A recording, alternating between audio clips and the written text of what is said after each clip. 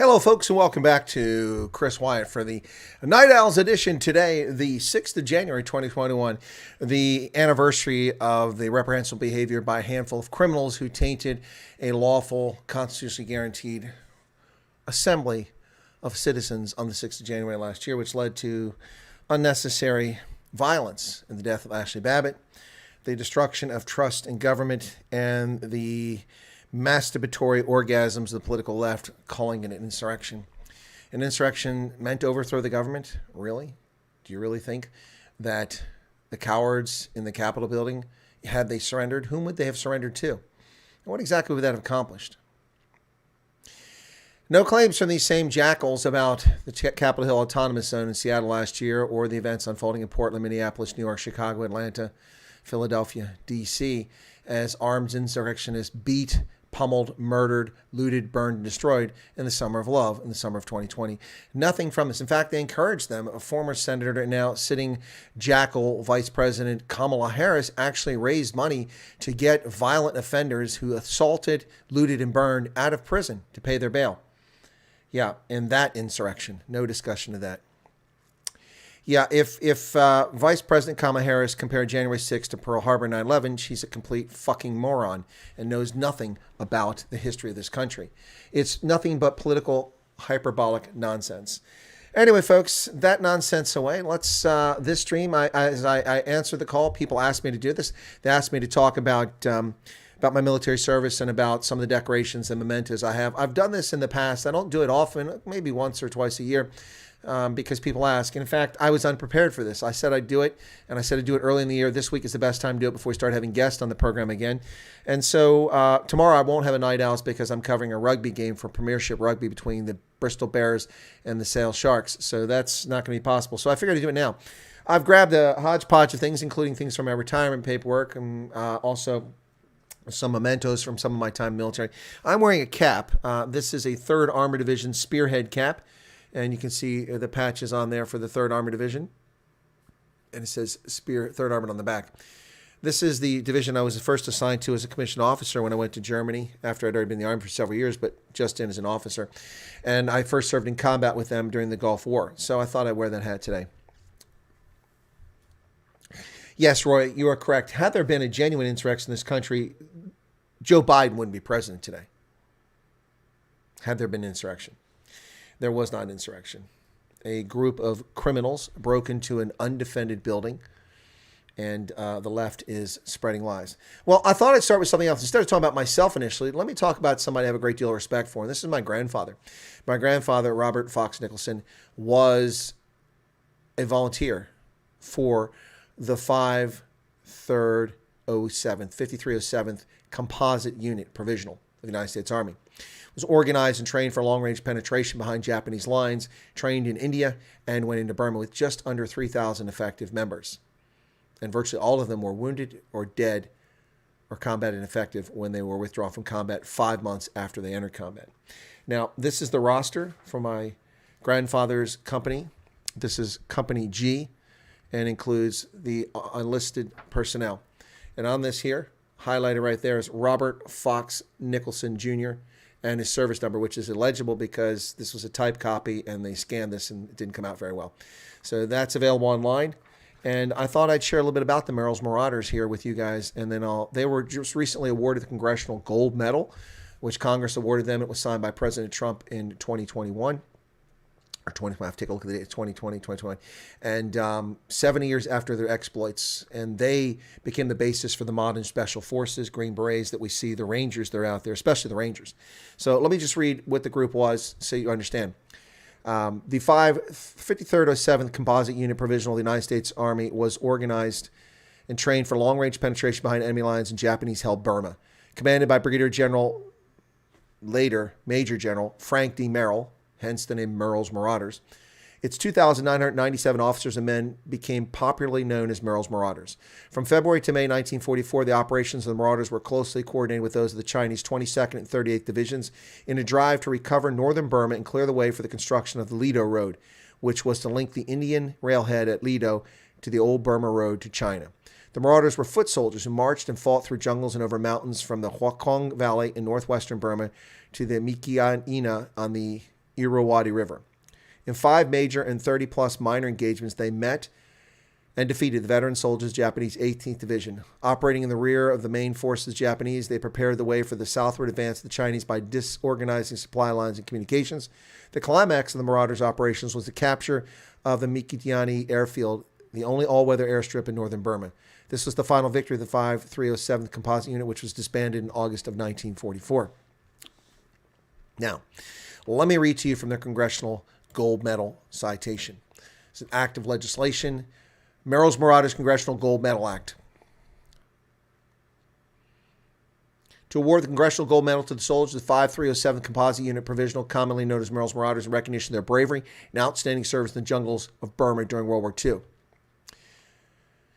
I'm going to jump some of this ahead because it's a lot to read. In August of 1943, President Roosevelt and other Allied leaders proposed the creation of a ground unit of the armed forces would engage in a long-range penetration mission to Japanese-occupied Burma to cut off Japanese communications supply lines and capture the town of Mitikina and the Mitikini airstrip, both of which were held by the Japanese. President Roosevelt issued a call for volunteers for a dangerous and hazardous mission, and the call was answered by approximately 3,000 soldiers from the United States, including my grandfather.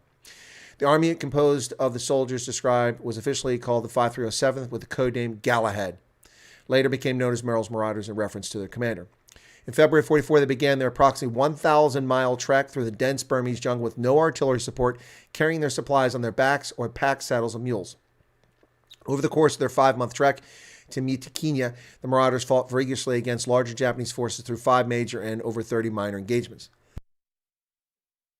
During the march to Mikinia, they faced hunger, disease that were exacerbated by inadequate aerial resupply drops. Malaria, typhus, and dysentery inflicted more casualties on the Marauders than the Japanese.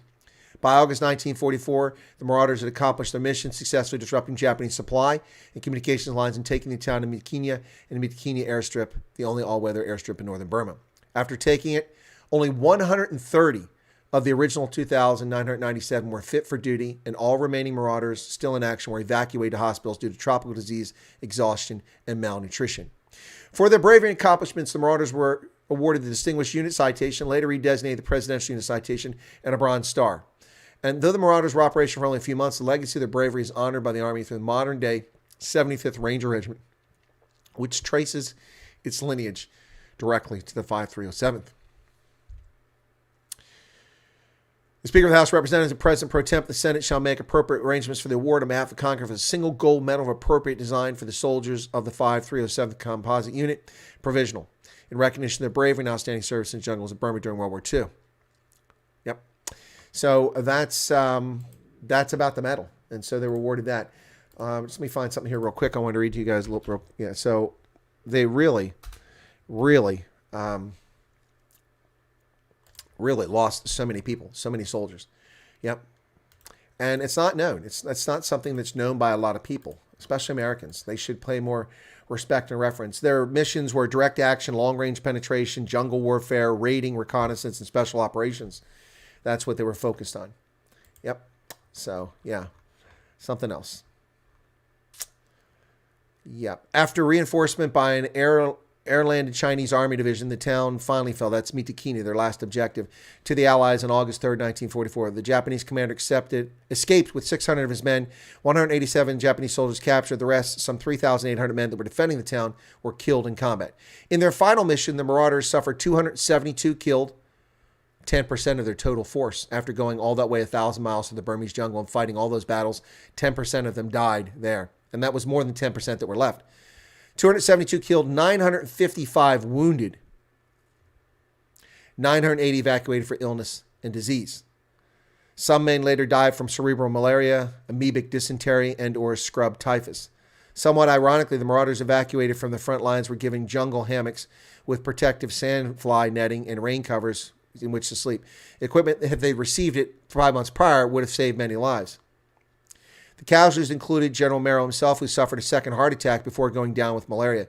He was replaced by his second-in-command, Colonel Charles Hunter, who later prepared a scathing report on General Stilwell's medical evacuation policies, eventually prompting the Army Inspector General investigation and congressional hearings.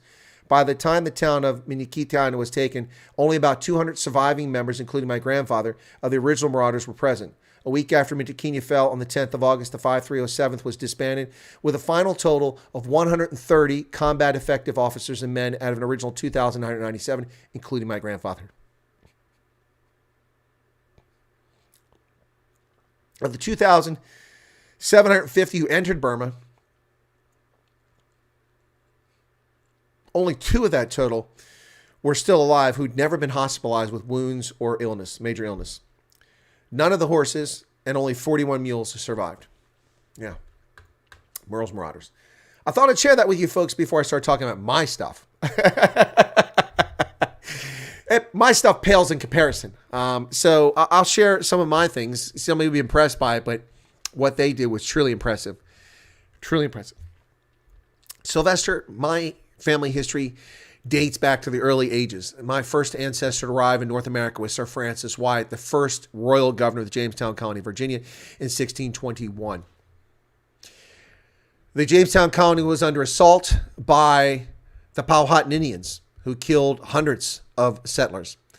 He reorganized the defenses and went on the march against the Powhatan, wiping them out as a military force and disbanding and spreading them out. They fled to join other tribes, and the Powhatan were never a threat to colonial Virginia again.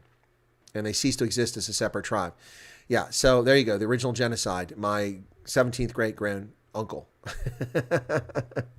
17th great-uncle. Yeah, so there you go. And that's the start of it. My ancestors have served in I in the Gulf War and Iraq and Bosnia and places like that. But in the Second World War, my grandfather served, my other grandfather served and landed in Normandy, the beaches of Normandy, in June of 1944. I'm trying to remember who it was. I have 7 great-great-grandfathers who served in the Civil War. I have a great-great-great-grandfather who served in the War of 1812. I have several ancestors who served in the American Revolution. I have ancestors that served in the French and Indian War. And the list goes on and on. Way back, way back, way back. Which beach? Which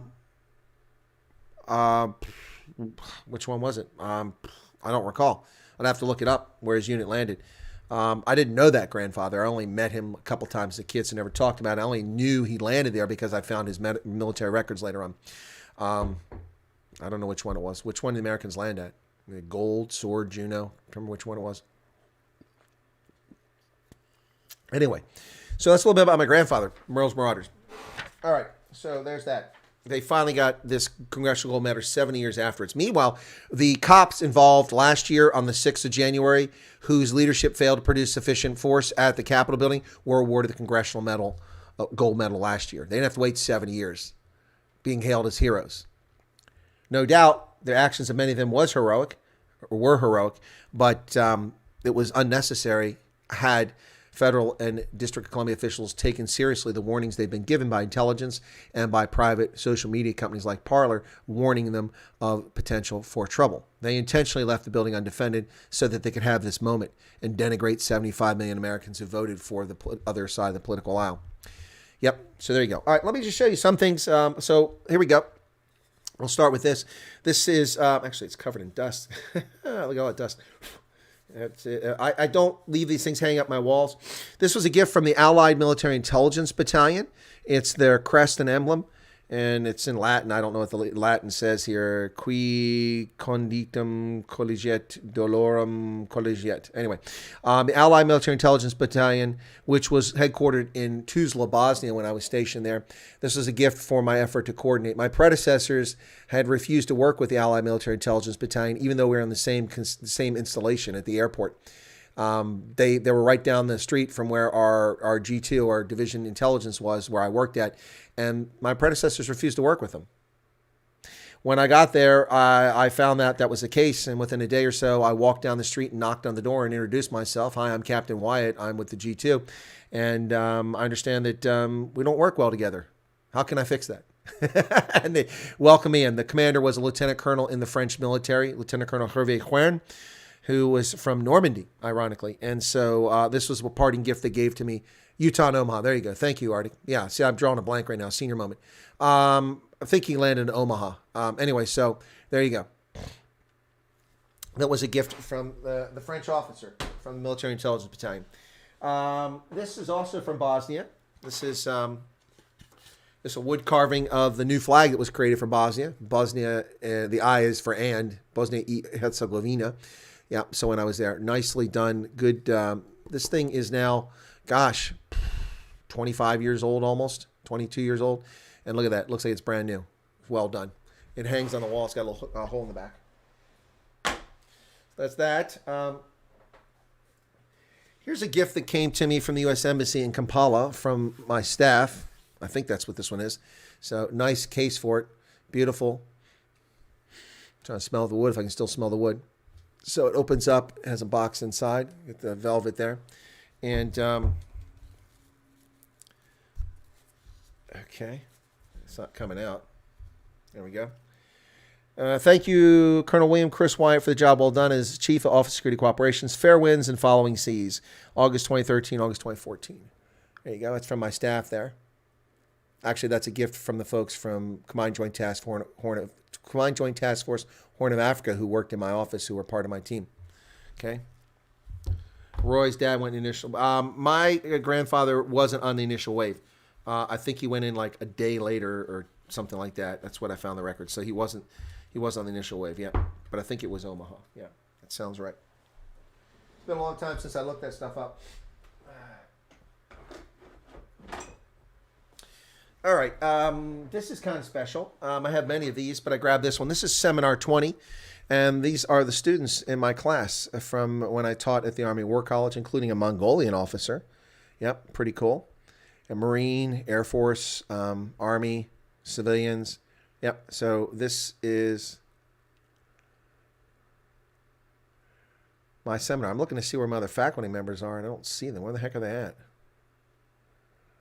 Hard to see them. Anyway, and a guy from the Congo. So this is a photograph of all those students, and they all signed it. So Seminar 2016, academic year 2016. So that's when I first came back from Africa. It's kind of cool. This is my award for graduation from l'École d'État-Major à Badon, en Tunis, à Tunis, en Tunisie. This is from my staff college graduation at the Tunisian Staff College. You can see it's in Arabic, and you see the numbers are backwards because that's how they do it. 2000, 2001, I attended graduated Tunisian Staff College.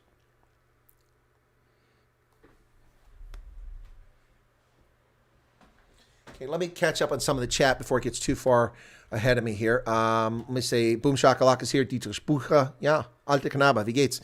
Azioba, new membership. Thank you, Azioba. Beth Fraser, Lachlan Bird is here. Roy Hayes, Erica, Transconservative Waifu. Always a pleasure. Dylan Combrick. Gareth in from New Zealand. Dylan Combrick, Swearum DJ. Sean Foree. Welcome, Sean. Allison Johnson. Hello, young lady. How are you? Fleshin. Gareth. There's Erica. I don't see Hendo. Where's he hiding at? Well, Sylvester Stalline is here. Pretty rich military family history. Yeah, I do. It's just so sad how many of them died. By the way, you know, there's an Easter egg. I hung up my U.S. Army flag there. Many, many wounded and killed. Yep. 100 out of 2,997, Arctic. 2,997, of which 2,750. So some stayed in India as support. 2,750 troops went into Burma, marched on foot over 1,500 kilometers over 5 months and fought 32 minor engagements and in 5 major pitched battles. Yep.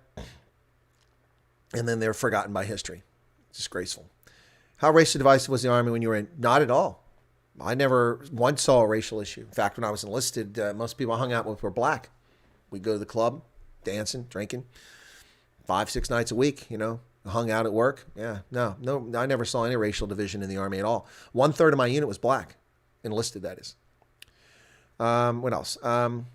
Were there any people that you served with, ones that were originally drafted in the Army? Yes. I when I came in the Army in 1983, remember the draft ended in 1974. So there were lots of people in the Army that had been in for less than 10 years who were drafted into the Army. And those over 12 or 14 years who were in senior NCOs, they were all drafted into the Army. Very few of them were volunteers. Some were, but very few. Who were some of your least favorite students at the War College? some of the Army guys, a little full of themselves. The Marines were usually pretty good. Air Force was okay.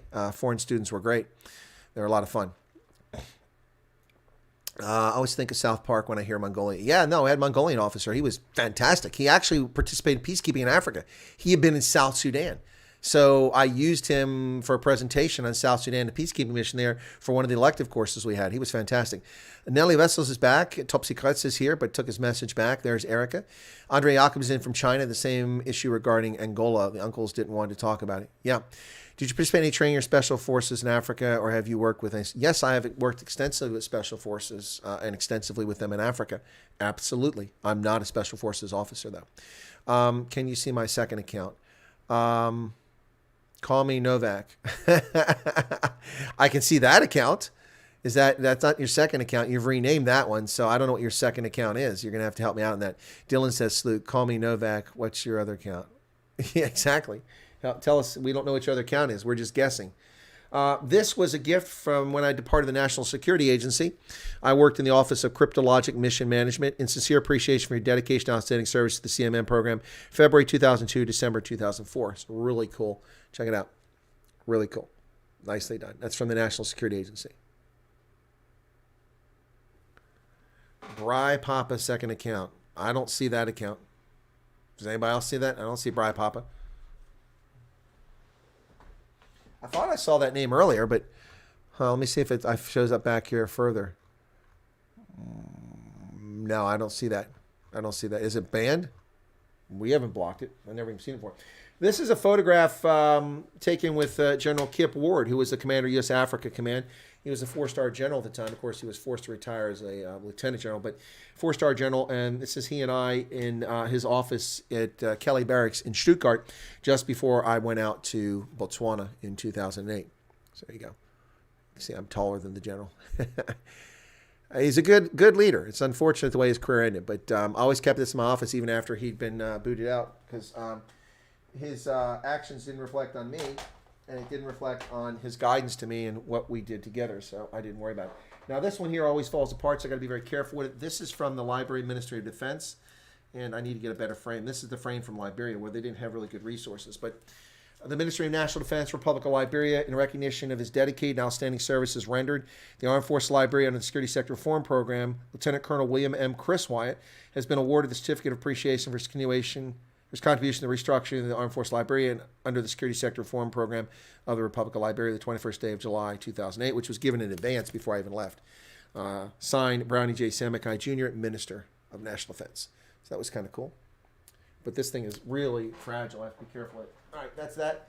Now, here's one I really appreciate because the commandant of the Botswana Staff College was a fantastic guy, General Rotc. Really liked him. I spent a lot of time working with the Botswana Defense Force, a lot of time, and trying to help them develop professionally. I was a frequent guest and a frequent visitor to the Staff College, which was housed in a former primary school. They didn't have a place to put it, and the commander of the force said, I'm tired of waiting for this. We need it so we can get our officers promoted. We need this professional education, so let's make it happen. They went and found a primary school that was no longer in use, not too far from the airport in Gaborone, and they opened it up.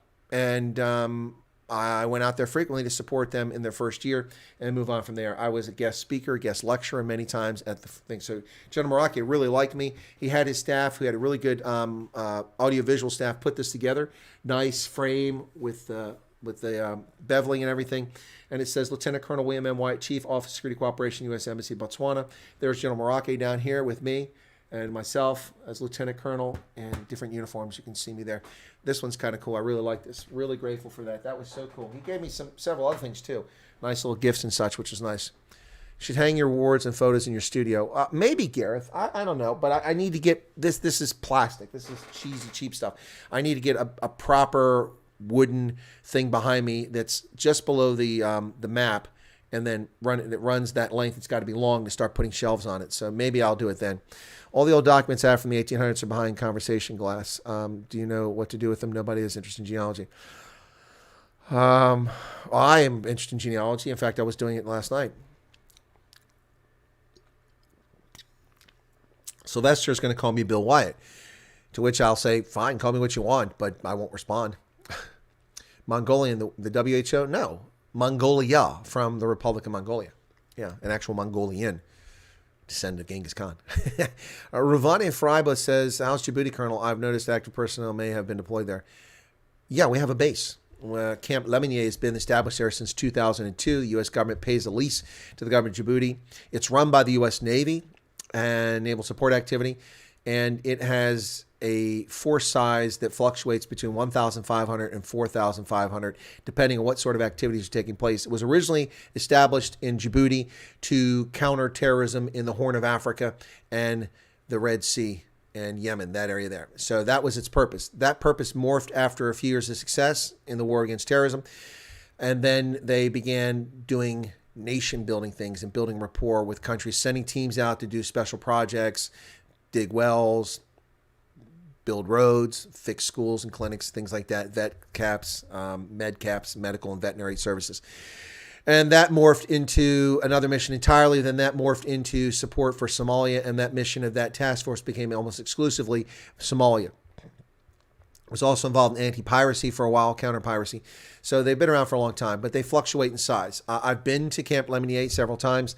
It's hot. It's dusty. It's like the freaking surface of Mars. Not a very nice place to be. Africa gives America a bad name. They don't understand how much more worse than Europe, China will treat them. Well, yeah, well, Africa does give America a bad name. We do more for Africa and done more for African liberty, freedom, health, education, development than any other country on the planet, and more than any African country or the African Union or the OAU ever did for Africa. Yeah, almost on an annual basis, we do more than most countries have ever done. People love to cozy up to China and talk about how much money China's put in Africa, but they forget the $1 trillion that the West, and most of that has come from the United States, has put into Africa in the past 40 or 50 years. It's crazy. Anyway, Cameron Engelbrecht is here. Sylvester apologized. For what? What did you apologize for? Oh, call me Bill. No, you can call me whatever you want, man. I said you could call me whatever you want. In Fortnite, they give me gifts as well. Yeah, I'll bet. You probably got him over a barrel. All right, I got a few other things I thought I'd show here. Let me see this. This is kind of cool. This is Major General Charles Bolden Jr., who was the director of the National Aeronautics and Space Administration, NASA. When I was stationed in Ethiopia, he came to visit to talk about the space program and talk with Ethiopian authorities about their desire for a space program. And he met with staff at the embassy and signed this. And so he signed this to me personally. This was signed in November 6th of 2014. To Colonel Chris Wyatt, thanks for your service to our nation and best wishes for future success in every pursuit. Semper Fi. Of course, Semper Fi, because he's a Marine, always faithful. Yep, Major General Charles Bolden, and he was a NASA administrator under Barack Hussein Obama. So we do this every year with our seminars. Here's a picture of, I have all these, but this is just a couple of them here. This is an event that we do at the end of the War College year. We bring in civilians from outside and they join our seminar. So you can see the civilians who join us from outside from all over the country, from different walks of life, from business, from academia, from private corporations, from think tanks to government, to elected officials, to all sorts of things. And so, yeah. So you've got them in the front there, and they are recommended by students, and then there's a process. They apply for it. The U.S. government, the Army War College, pays for their transportation, pays for their lodging, puts them up. They spend that week, the last week of the War College, with the students, and there are seminars specifically just for them set up so they learn about the War College, about the mission. But then they participate in the strategic conversations that we hold in class that week and contribute to it, and it's a serious thing. Brett Sessom says, any SANDF students when you taught at War College? Yes, but they're never in my seminar, but I would see them frequently. We had 1 white and 3 black SANDF officers while I was at the War College. No colors, no Indians. Yeah, so this class had one of my best students ever. And here I am, by the way, up here on the top. A really good haircut there. You can see me there if you look closely. Yeah, it's hard to see that angle. Anyway, yeah, so Colonel Kazir, who's a brigadier general now, he was a Nigerian, the best student I ever had at the War College, hands down. And this guy over here, Paul Payton, he's a Canadian officer. He was fantastic as well. So that's that one. And then we got another super chat from Brett. Any good soldiers left SANDF? Yes, I've met several. The officers who came to War College, 2 of the 3 were really good. The other was clearly just promoted because of his ethnicity, not his talent. And this was the previous year. And this class was interesting. So I'm up in the right. I'm tall, so I'm always in the back. So this is me up here in the back, the second from that side. You can see me again there. Anyway, so we do these, take those seminars. That's the photo we take. And so you get a photo with your seminar, which includes the civilians that join it. And they're not add-ons. They're actually considered part of the seminar, which is pretty cool. So they're treated as such. They're not war college graduates.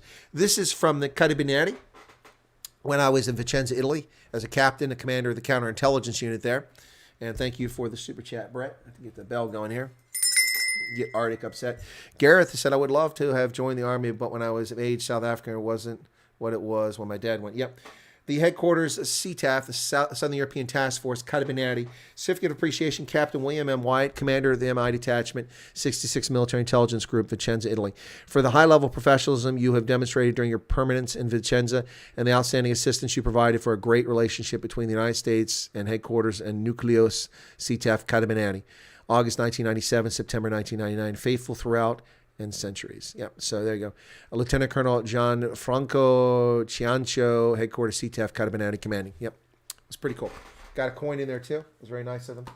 Always treasured that and valued that. It's a very nice thing to do. They didn't have to do that. Yeah. So what else we got going here? Am I missing something with the 99 cent thing? Yeah, I don't get that, why people do that. 32.99 Rand. I never understood that. I don't know. Maybe people are just trying to keep their credit card bills looking better than they are.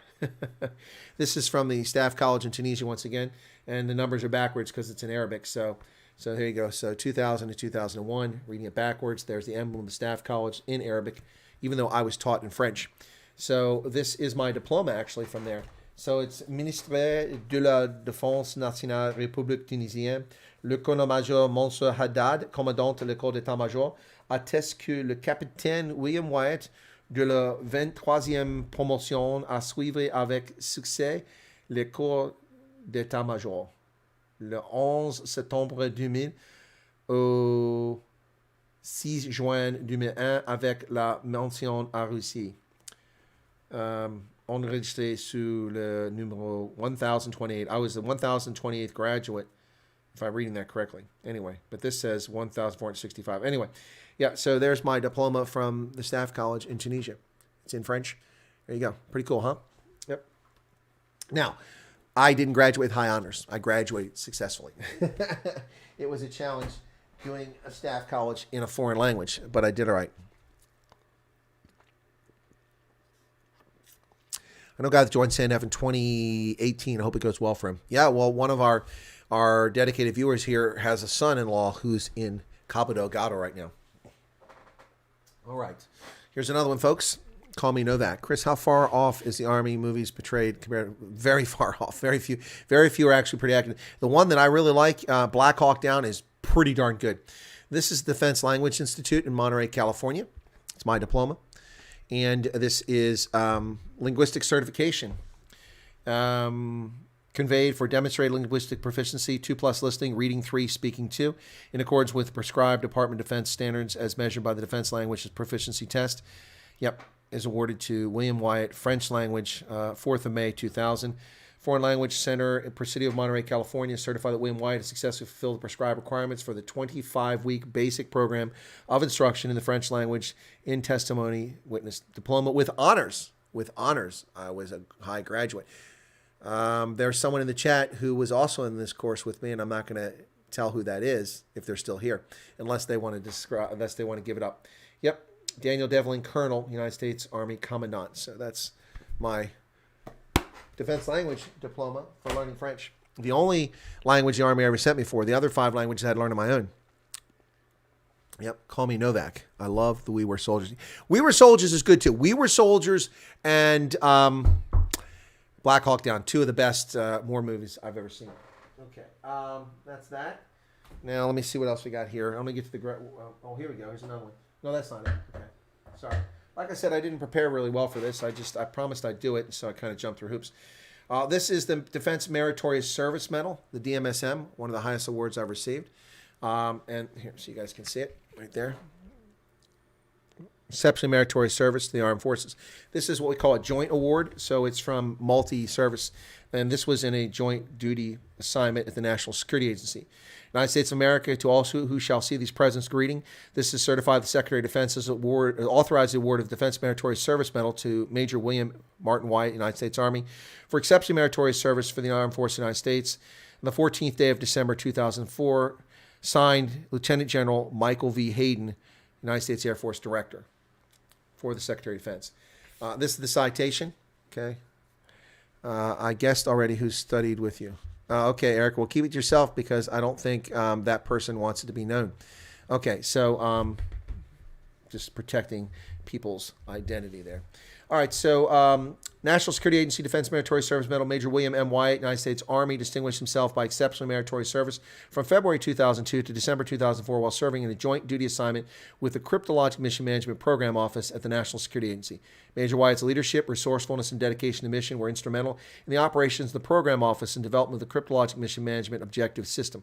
As Cryptologic Liaison Officer, Communications Director, Contracting Officer's Representative, and finally as the Chief of Staff, Major Wyatt's contributions were essential in garnering continued support and participation from the 9 unified cryptologic service signals intelligence partners and were vital to the successful future integration of their services in the Cryptologic Mission Management Objective System.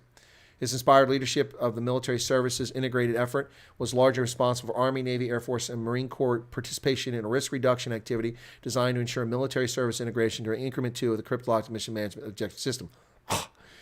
Major Wyatt's professionalism, devotion, duty, and distinctive accomplishments reflect great credit upon himself and are in keeping with the highest traditions of the National Security Agency, Central Security Service, the United States Army, and the Department of Defense. So that was that one. What else we got here? Saving Private Ryan. Yeah, Saving Private Ryan was good, but there's a lot of Hollywood in it. So, yeah. Call Me Novak watched a documentary about military language school. It was impressive. If Call Me Novak is Anna Marie Nell, no, it's not.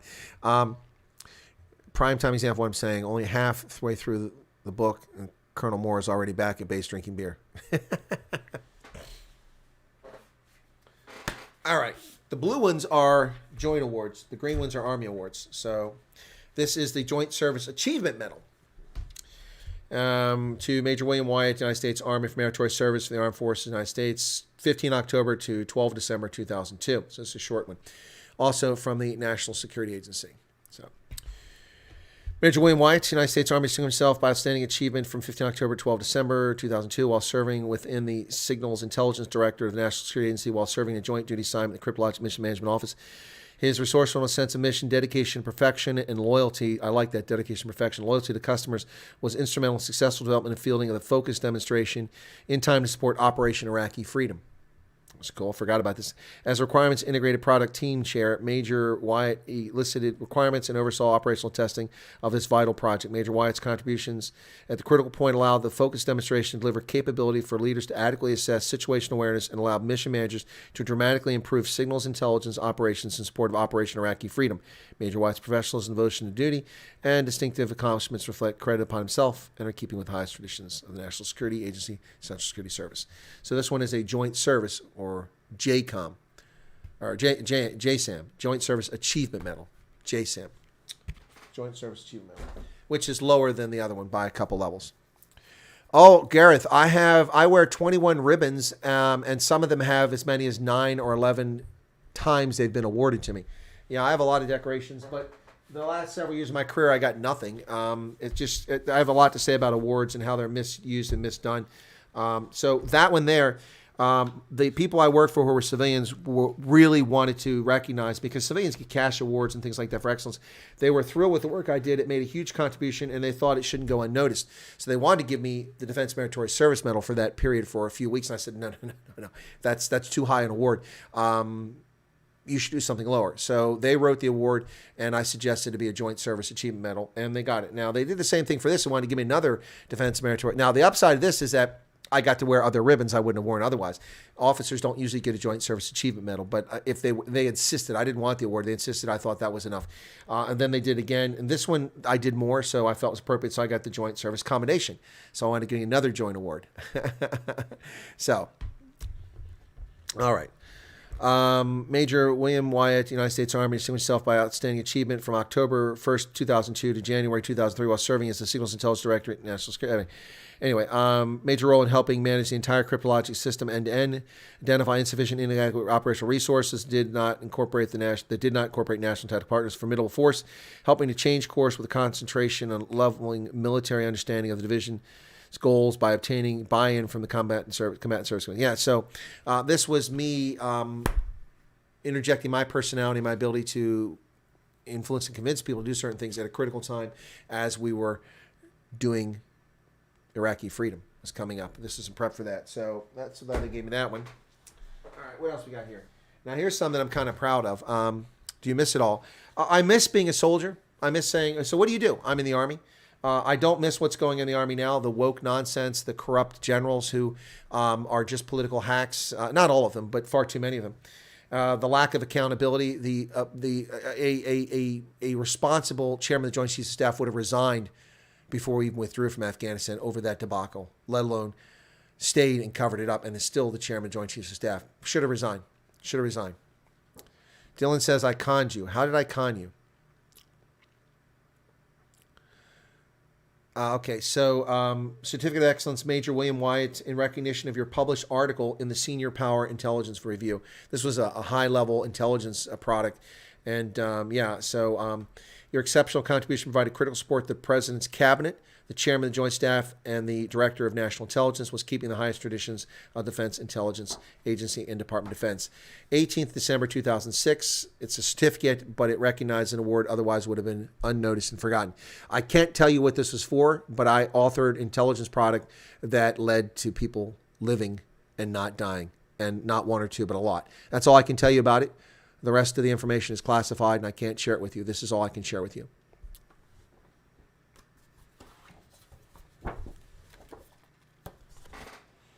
So I'm kind of proud of that one, even though it was not an official award. How is A Bridge Too Far as a war film? It's all right. Funny you'd have it really rough in the current military. Yeah, I would. I got Dylan interested. So how did I con you? Got you interested in what? What are you talking about, man? We've talked about the Merrill's Marauders here. I was almost in tears. You weren't impressed by that? Certificate of Excellence, once again. President's Daily Brief. In recognition of your second published article in the President's Daily Brief. Your exceptional contributions provided keen intelligence insight and crucial support to the President, the Vice President, the Secretary of State, the Secretary of Defense, the Chairman of Joint Chiefs of Staff, and the Director of National Intelligence, and was keeping the highest tradition. This is also in December of 2006. I got 2 awards in the same month for different products that I did. This is classified again, what I wrote here that resulted in that certificate.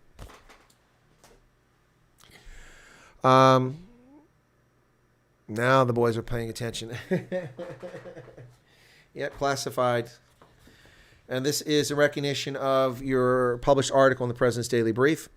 Your exceptional contribution provided keen. It says the same thing. And it's signed October 2005. There you go. So this one, I can't tell you what it's about because it's also classified.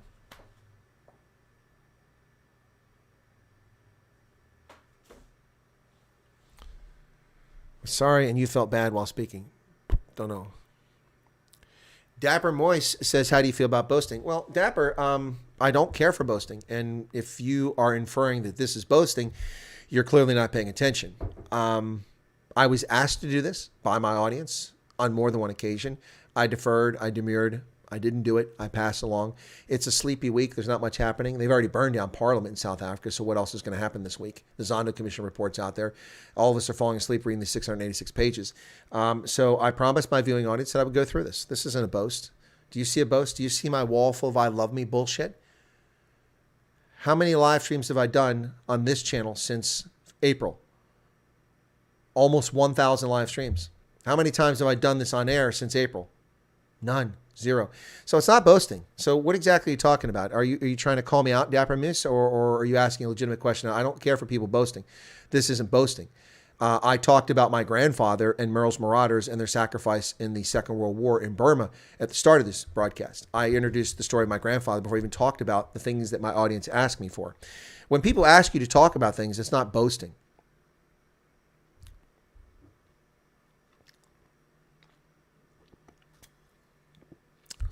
Yeah, and I put the Army sign up. That's not a boast. I'm wearing a 3rd Armor Division cap. That's not a boast. It's cool seeing this stuff. Haven't seen this stuff in all the years of this or the old channel. Yeah, Paulie, I only did it like twice, and only because people insisted. I was uncomfortable doing it because I would want to be accused of boasting, and showing off. I'm not. Listen, folks, this is nothing. I could really, if I wanted to boast, I could really show off. I could really, really be arrogant about things I've accomplished in my life and go on and on and on and talk about myself like Trump does. I don't do that. I relate my stories and experiences for other people to learn from, enjoy, and profit from. Yeah. Anyway, so United States of America Defense Meritorious Service Medal, exceptionally meritorious service for the Armed Forces of the United States, 31st of July, 2014. Kevin Kovacic, Rear Admiral, United States Navy. Full Colonel William M. Wyatt distinguished himself, exceptional meritorious service, Chief of the Office of Security Cooperation, Uganda, August 2013, July 2014. During his period, Colonel Wyatt's superb security cooperation, vision, planning, execution, leadership, advanced security cooperation in East Africa and across 54 member state African Union. He was instrumental in the improved peace and security efforts in conflict-riddled South Sudan, Somalia, and the Central African Republic. Additionally, his ability to identify U.S. priorities and command interests early while maintaining situational awareness of all relevant Pan-African issues helped prioritize and influence critical Department of Defense and Department of State decisions. Distinctive accomplishments, yada, yada, yada. So that's another DMSM, and there's the write-up there. So, yeah, I don't think that's okay. Yeah, so I don't think Moise meant it to be rude. That's why I asked it was a legitimate question, and also I didn't go on a rant and be defensive about it. I just said that it's not boasting when people ask me to talk about it. So, yeah, don't beat Moise up there, Mouse Dapper Moise up there. Maybe he's asking a legitimate question, but Dapper has been pseudo trolling a lot the last few days, so people are probably a little bit defensive about that. But anyway, it's from your history, Colonel. You are number one. Well, thank you, Dylan. I appreciate that. And Paulie's here. I picture nothing less. I bet there's more Chris can't say, but does. Yeah, there's a lot I can't talk about. How long does the classified part stay classified? Well, traditionally, it depends what sort of intelligence it is. By default, human intelligence is classified automatically for 25 years normally. Why? Because you could jeopardize the life or position of someone who shared information. But signals intelligence and electronic intelligence and other intelligence, it's different things. But typically the government will have a classification authority review it when it's time, and they'll just reclassify it. Most things don't get unclassified. It depends on whose classifying authority is. Now, here's an interesting thing. In our government, only a few thousand people have the authority to classify documents. So when someone like Kamala Harris tells you it's classified, she's full of crap. Only certain people like the president, the Secretary of Defense, the chairman of the Joint Chiefs of Staff, the service chiefs, the commanders of units at the certain level, like the combatant commanders, and then all the attachés, the defense attachés around the world have the authority to classify information. And not many more people beyond that. So lots of people write classifications and they'll carry classification across. It's called derivative. You derive it from something. If something was top secret, the document you get the information from has to remain top secret if that information is top secret. So anyway, hope that answers it. How are the gun laws in South Africa different from the gun laws in the USA? Well, we have a constitutional right to carry a firearm. You don't. That's the main difference. We have a God-given right that's enshrined in our Constitution to carry firearms. And now, did you leave, Moise? There's no need to leave. I've defended you if you felt aggrieved. Another meritorious service medal. This one is for the 24th day of June, 2013. Charles W. Hooper, Major General, Director of Strategy, Plans, and Program, who later became a 3-star general. Headquarters when he's black. I mean, but that systemic racism. How does a black man become a 3-star general in the Army? I don't know with that systemic racism. By the way, General Ward is black. You might have noticed that in the photograph. He was a 4-star general. I don't know how that happens in a systemically racist Army.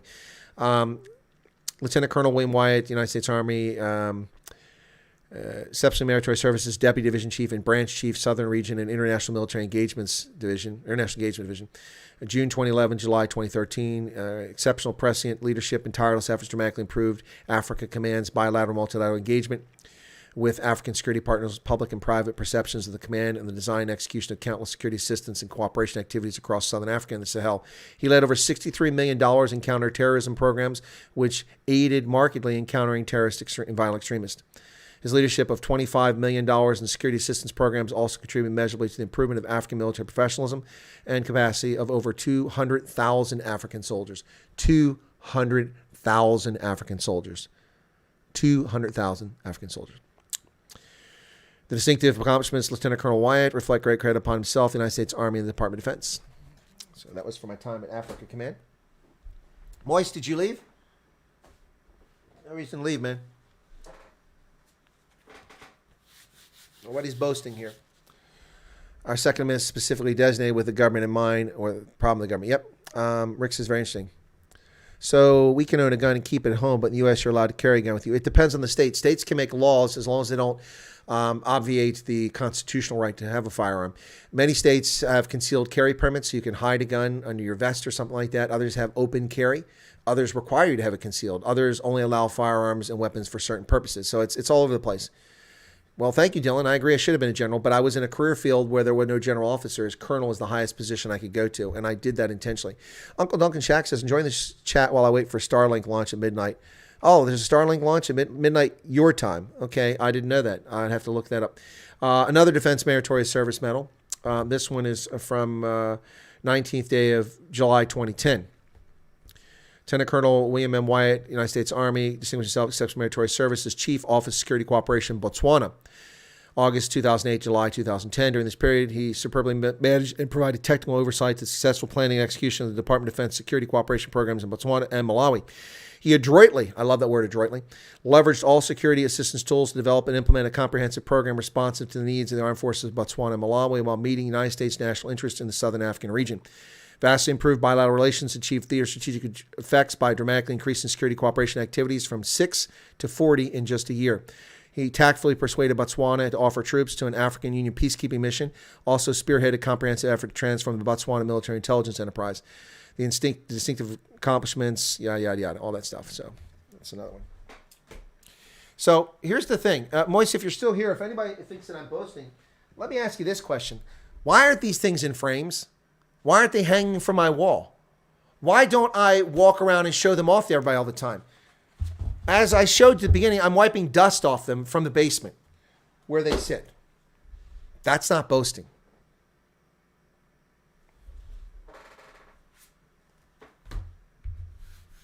It's actually quite reserved.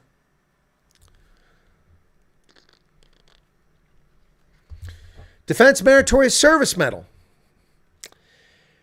June 2008. Lieutenant Colonel William M. Wyatt, distinguished himself meritorious service as Chief United States Office of Security Cooperation in Liberia from June 2007 to September 2008. During this period, he led a complicated, comprehensive security sector reform for national defense program in post-conflict Liberia, rescued a nearly defunct program, recruiting, vetting, training, and thereby increasing the size of the new Armed Force Liberia from 102 to 2,000 soldiers. His efforts contributed immensely to U.S. foreign policy objectives, as well as continued enduring peace and stability in the fragile West Africa sub-region.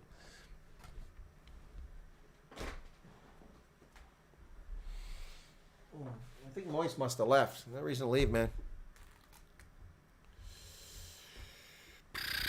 Defense Meritorious Service Medal. Got like 9 of these, folks. December 2004 to June 2007. William M. Wyatt, Branch Chief and Deputy Division Chief, Africa Division, Joint Intelligence Analysis Office. Exceptional performance, had a direct, significant, beneficial impact on the national security of the United States. Excelled as a political military expert doing high-level foreign visits with representatives from Tunisia, Great Britain, Ghana, and Canada. Although Major Wyatt's aggressive intelligence production, he personally produced over 160 products on Southern and Central Africa. Actually, it was 1,200. The highlight of this written products was the first collaborative interagency presidential daily brief article combining military analysis with political and economic inputs from members of the intelligence community, the CIA. This product provided the president with an outstanding interagency perspective to help formulate U.S. foreign policy. Through his distinctive accomplishments and for great credit by himself, the United States, and the Department of Defense. Yeah. So this is that one there. So anyway.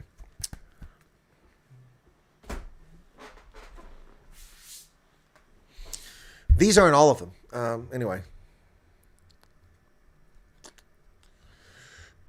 I find this personal information about your career and achievements very helpful, knowing who you are and appreciate your service. I come from family men and veterans. Well, thank you, Lachlan. Appreciate it. Enjoying this chat. Oh, you're waiting for the Starlink. I already read that. Okay, so the Meritorious Service Medal, Captain William Wyatt, 527th Military Intelligence Battalion. Yeah, this is from my time in Vicenza. Meritorious service as a Vicenza Military Intelligence Detachment Commander. Your leadership, care for this unit's soldiers, and dedication, duty ensured mission success. Your extraordinary efforts and accomplishments reflect great credit. Yeah, that's just kind of a boilerplate thing. All the stuff I actually did is over here in the write-up. This is how they did it back then. And these plastic, they eat the stuff off the damn inkjet printer, laser printers. Yeah, there's the, gosh, this is how often I look at this stuff. Look at this. I can't even, look at that. I can't even, that's how, I've never look at this stuff. So there you go. That, you see that pulling apart there. Yep. And this was signed by my boss, a full colonel. Outstanding performance by a super military intelligence professional. That's what he signed. An extraordinary leader and soldier. He has made very significant impact on, I can't read the rest of it. That was a recommendation from my battalion commander. So, yep. So, let me see. Served as the Task Force Counterintelligence Coordinating Authority for Task Force Eagle in Tuzla, Bosnia. In a 6-month period during 1999, produced more spot reports on intelligence interests than had been produced by the group as a whole during the entire fiscal year. My detachment, what I did, the leadership, I energized my unit, one small unit of a few dozen soldiers based in Italy, for a group with 3,000 soldiers with 9 detachments that did what I did, plus other sources. We produced more in 6 months than the entire 3,000 intelligence group did. Now, some of them may not have been of great value, but it was intelligence reporting nonetheless. In other words, our production led the way. The production led the rest of the group. These reports were accurate and timely and were unmistakably pertinent to the commander. Well, there you go. So there you go. Integrated human intelligence collection mission in detachment with successful fielding of a tactical debriefing section. Set the standard for the central region with 74 intelligence information reports. There were 0 before I integrated this team, 74, and that's just 9 months. 10% of these were rated high value, which is a big deal. 1 high value is a big deal as an intelligence collection unit. So I was an intelligence analyst, this intelligence collection. Effectively integrated training with daily operational missions, executing innovative solutions for the challenge of training soldiers while accomplishing real-world missions. He developed a series of exercises which established challenging standards under actual conditions, successfully developed a complete soldier, adapted tactical as well as strategic missions. Yeah, so what that's talking about there is that my unit was a strategic level unit, but it was providing tactical support to a tactical combat command from the Southern European Task Force at the same installation while providing strategic intelligence for the U.S. Army in Europe. My soldiers had varying degrees of experience and were not necessarily prepared or qualified for the challenges ahead, in my view. So I decided that we would create exercises at no cost. It used as little cost as possible, and this is what I did. We created a training exercise, a classroom thing. My senior intelligence operatives who were civilians trained the NCOs and the soldiers in methods to do things tactically and dealing with host nation intelligence services to elicit information from them. We took that, and then we did a practical one in which they went out with an interpreter because they had to learn to use an interpreter because none of my agents spoke Italian. My civilians did. My military didn't speak Italian, but my civilians did. They went with an interpreter. The intelligence agent who was taking them out played the role of interpreter, not intelligence agents. They actually do it on their own, and they had to use an interpreter, which you would do if you went to Bosnia or you went to Iraq or something like that. So we did that. That was fully 6 years before this experience, or 5 years before this experience ever took place in Iraq, people doing the same things. I came up with that concept and did it on my own as a captain. Then eventually I set a plan where we deployed. We did an alert like a military does. We called them in early morning hours. This is it.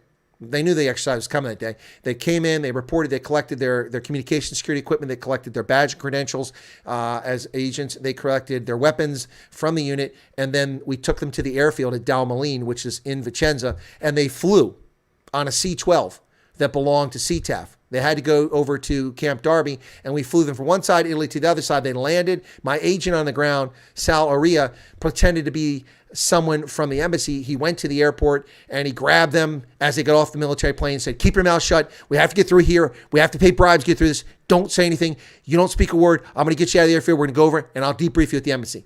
And so he drugged them out of the airport. They went over to our field office in Camp Darby in Livorno, and he treated as if that was the embassy, and he acted as if he was the regional security officer from the embassy, and he briefed them. And then they had to go out to officials they'd never seen before on the other side of Italy and ask them about real-world intelligence collection, not focused. We gave them a scenario that they were in Sierra Leone. Anyway, it was really cool. My boss flew down from Germany to observe this because he was really impressed by it, and he served as the task force commander. So my agents had to brief the commander For now, we have a follow-on non-combat and evacuation operation. So the agents were sent in advance of trouble spot breaking out in Africa, which was Italy. We played it was Africa. They actually talked to real officials and collected real intelligence, which was fed into the system. And that wasn't exercise. That was real. So that gave them experience using interpreters and interacting with host nation intelligence officials. They took real intelligence, contributed a real world mission to an exercise, and then we still did the exercise at the same time. The commander came down, and he came down as if he was a commander of a combat unit landing in this country to evacuate American citizens. And so they had to brief him about what the threat was. They went out to the port. They did a port assessment about what the capabilities of port were. They went to the airfield. They did an airfield assessment about the vulnerabilities. They did all the stuff that our agents are supposed to do. No one had ever done this before. I dropped this all up. My soldiers were incredibly loyal because I cared about them. And I just care about their welfare, whether they're fed, whether they got paid. I cared about that, what was going on in their family lives. I cared about their professional development and their readiness to be deployed so they don't become casualties. And they respected that. At least that's what I believe.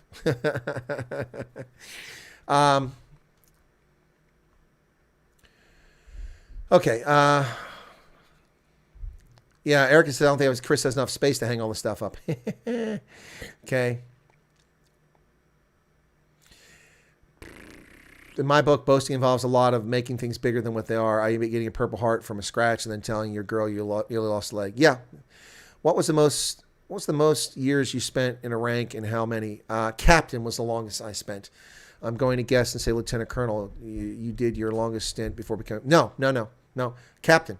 I was a captain from 1994 until 2001. Yep. It's the longest rank I served at. Captain. Yep. But that's nothing. Eisenhower was a captain for 20 years. General Eisenhower was a captain for 20 years. From the after World War I, he stayed a captain, never got promoted.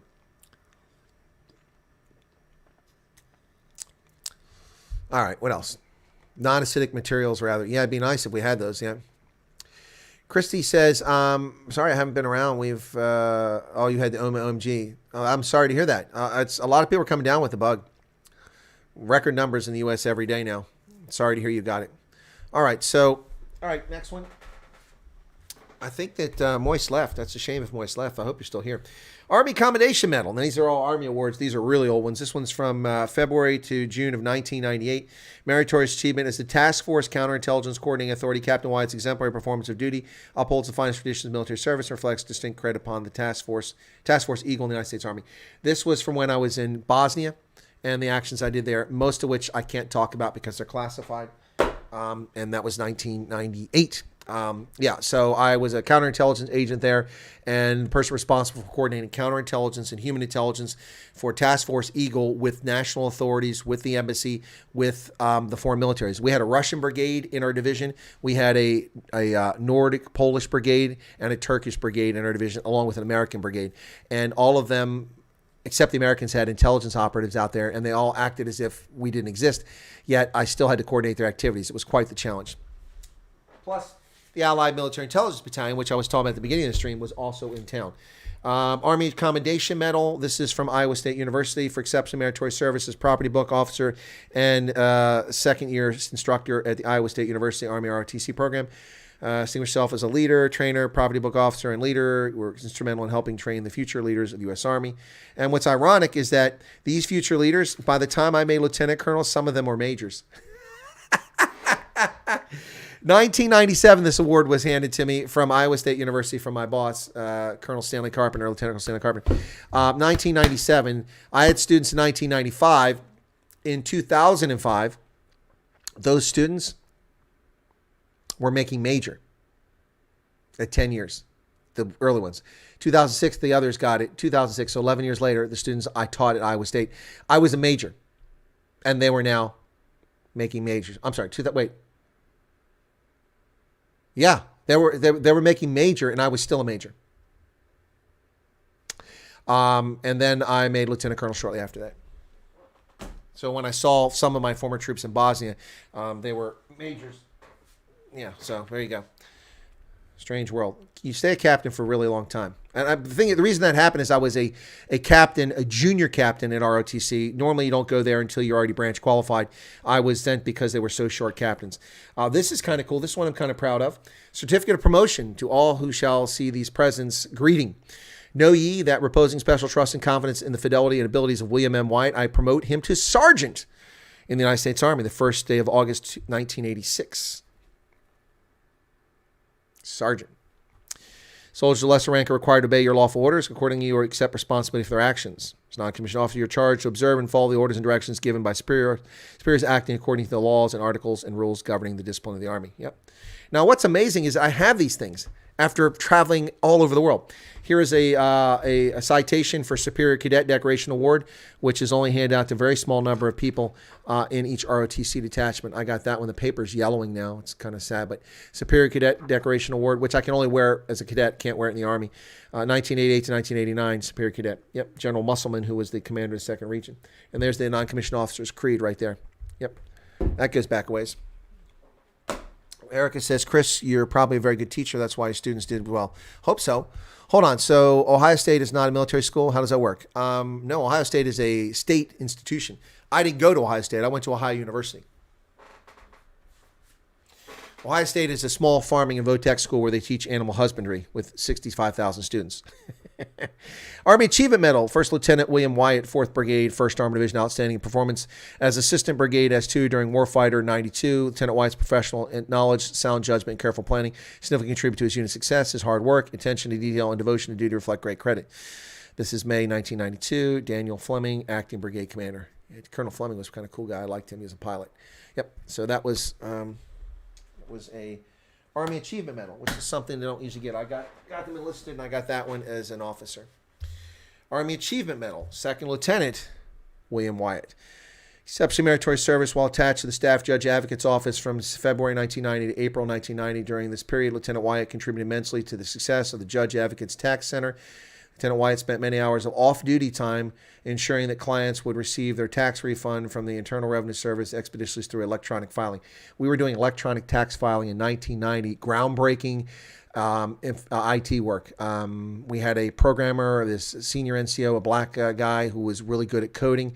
We had a comms guy that was really good at figuring out internet protocol stacks and getting TCP/IP to work and other things, and then formulating the stuff. And I was the guy that ran the tax center and made it happen and helped people file electronically. I filed my taxes electronically for the first time in 1990, over 30 years ago, long before other people did that. Anyway, so we did it globally too. We did it all over the U.S. and around the world. We had them send in their tax returns, and we managed that site for hundreds of soldiers. It was a test case.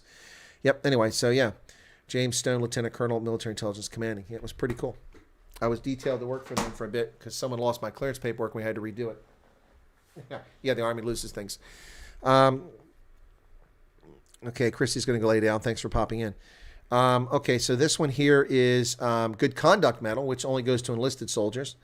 Officers don't get Good Conduct Medals. Only enlisted do. Officers are expected to have good conduct. So this is something many officers don't have. Only those who are former enlisted and served a complete 3-year tour at least have it. I have it. So this is for exemplary behavior and efficiency and fidelity in active federal military service, 2 September 1983 to 1 November 1986.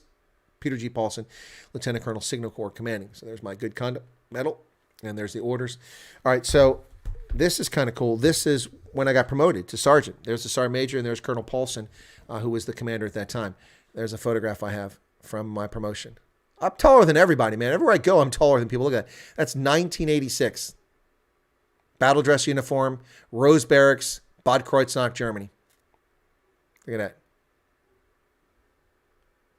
And there's the sergeant major. He's a good sergeant major too. The day I became a sergeant, which was actually several months after I should have become a sergeant, but that's a whole different story. Whole different story of an unjust thing that happened. Here's me in the division color guard for 8th Infantry Division. And we're just practicing marching there with our dress blues on.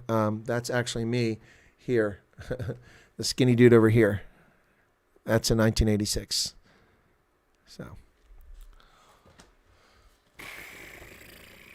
And then here we are carrying the colors. This is a rehearsal. I'm actually the one carrying the U.S. flag. So you see the U.S. flag on the side there? That's me. White gloves, dress blues. Yep, I was on the division color guard. That was quite a distinction. Quite a cool thing to have. All right. So there we go. Here's another one. And this is the same thing. They gave me the good conduct medal twice. They screwed up. So I have 2 good conducts, the same award for the same thing. Anyway, all right. So now let's get some of the retirement stuff out of the way that I talked about and I said I do. So when you retire, you get a few things. The first off is when you retire, it's the Soldier for Life thing I talked about. It's kind of cool. They, celebrating your legacy of service. Anna Marie Nell's out of here. Paulie says it's black and white. Yeah, well, that was the pictures back then because the film was expensive. That's flipping awesome, says Paulie. Okay, so we get I don't know what to see on the CD. Oh, this is stickers. These are not the CD. These are stickers for Soldier for Life. Then we get the Soldier for Life. I showed you the Soldier for Life pins. I've got those here. I got them from elsewhere. Someone gave them to me. But here we get a shadow box with a U.S. flag for our service and a ribbon up here with the Soldier for Life. Every retiree gets that. It's kind of cool. I didn't know I was going to get that. Inside it says, celebrating your legacy of service, once a soldier, always a soldier for life. It's kind of cool. And it's true because I can be called back to active duty at any time. This was my final award, and this is one I'm very proud of. I earned this. If I didn't get this, I would have screamed. United States of America, Legion of Merit, Colonel William M. Wyatt, United States Army War College, accepted military service while serving positions of increasing responsibility throughout a 33-year military career. Actually, it's 36 and a half, but they didn't include, this was 34 and a half. They didn't include my 2 years in the Guard, so that's fine. They made an error. Culminating the Director of African Studies, Department of National Security and Strategy, School of Strategic Land Power, United States Army War College, Carlisle Barracks.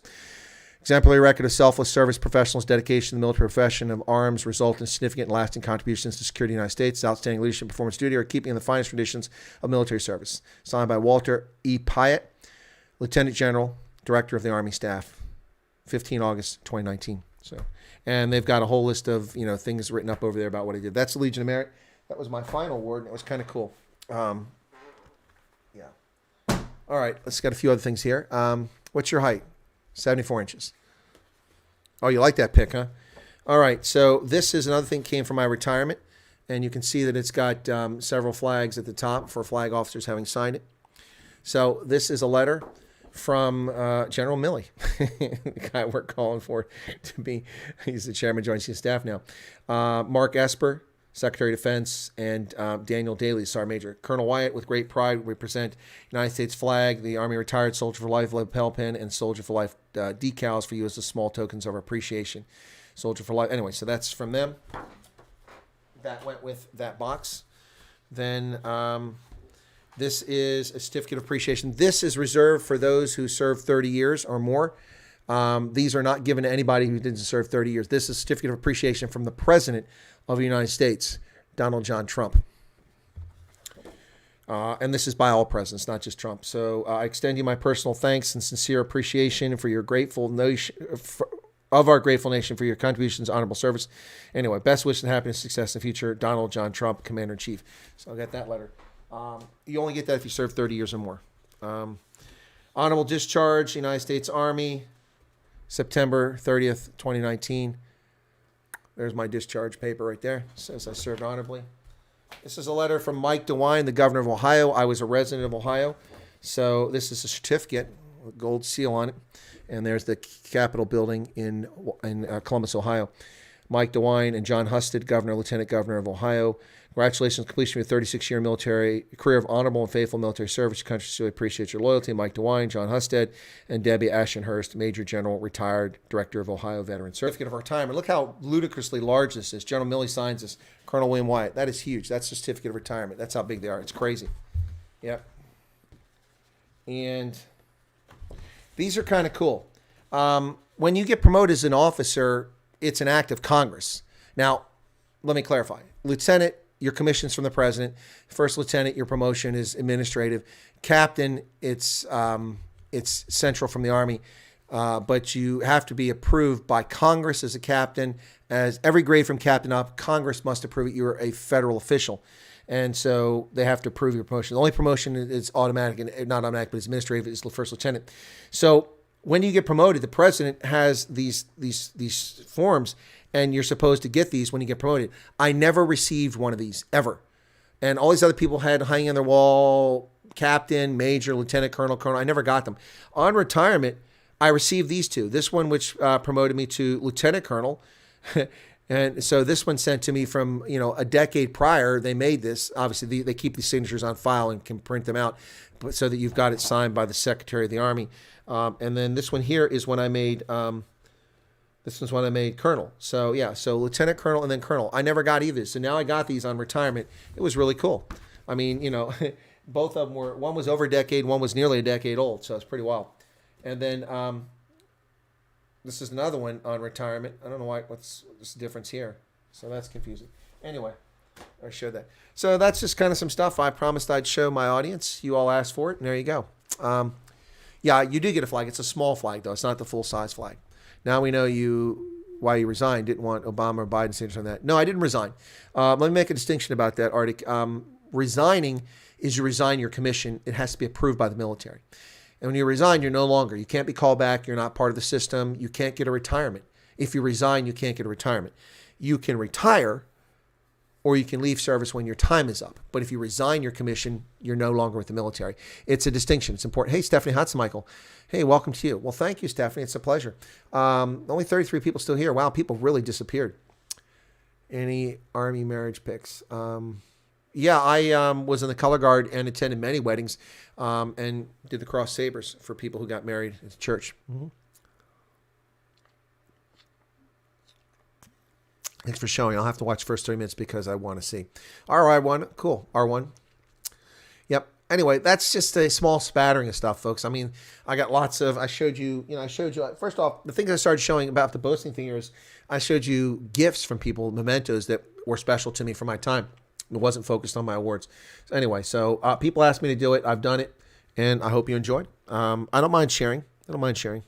Anyway, so I hope that you got it. But it's just not something I do on a regular basis. Ohio University isn't an Army school. No, it's not. Okay. Let me explain how this works. Okay. So the Army. I can't speak about the service because I don't know the percentages, but the Army. 3 out of 4 officers serving on active duty in the Army are graduates of civilian institutions, whether that's Ohio State, University of California, Los Angeles, Harvard, Virginia Tech, Ohio University, Mississippi, Utah, all of these public institutions. We have what's called the Reserve Officer Training Corps, which was created around World War I to train officers in military science. And so they become part of a 2 or 4 year program in order to get the necessary skills to become officers. And as part of that, you go to an advanced camp, kind of sort of like, but not the same as a basic training, where you learn skills that you put in leadership positions, you get tested. Based on that, you get a ranking, 3, 4, 5. 5 is the best, 4 is very good, 3 is passing. Anyway, so that's ROTC. Now we have junior ROTC, in which we teach civics and responsible governance, and we teach leadership. And that's at our public schools, and that's something the Department of Defense pays for. And we use retired officers and NCOs who get a salary as if they're on active duty, and they have to fit in their uniforms. They have to do physical fitness, and they go to. So I couldn't wear a beard like this. You go teach high school students.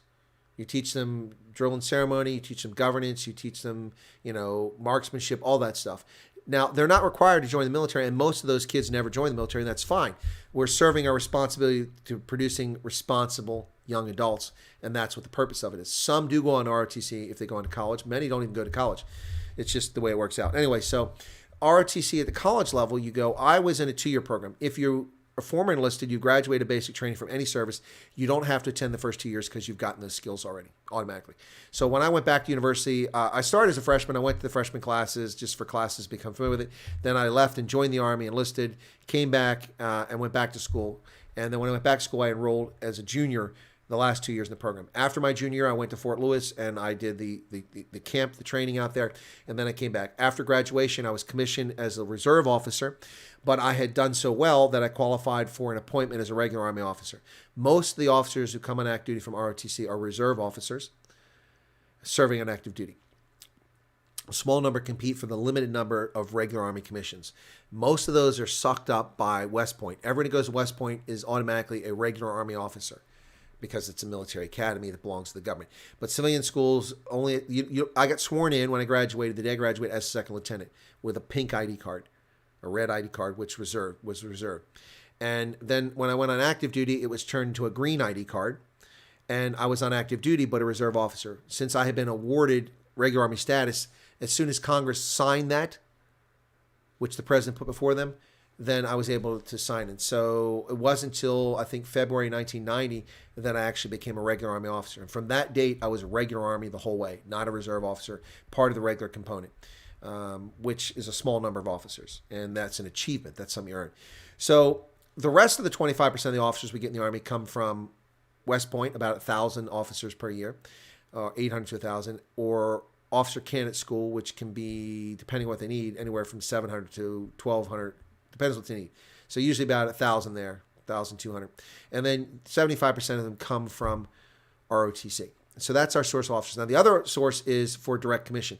If you're a specialist, especially these days in telecommunications, internet, a medical doctor, a veterinarian, something like that, all of that can get a direct commission. If you are a cardiologist and you want to join the military to help them out, you go to the military and they will give you a commission to make you an officer. They give you a little class for a few weeks to teach you how to wear a uniform and salute, and what the ranks are and how it works and what your responsibilities are and a few things beyond that. But you become an officer directly. But that's very rare. Now, that's the way that officers became officers throughout history. In the Civil War, people bought commissions. People who had wealth said, I want to be a colonel. So they bought it. You're appointed the colonel, whether you're competent or not, whether you're qualified or not. And that's why we had such uneven performance in the Civil War. And then others are appointed because they're famous or they're political ties, and they're appointed officers. So that's kind of how it works. I hope that explains a little bit better, Arctic. But Ohio University is a civilian institution owned by the state of Ohio to train Ohioans and others in to educate them at university level, just like Ohio State. It's in Athens, Ohio, with branch campuses all over Ohio. Yep. So I hope that helps.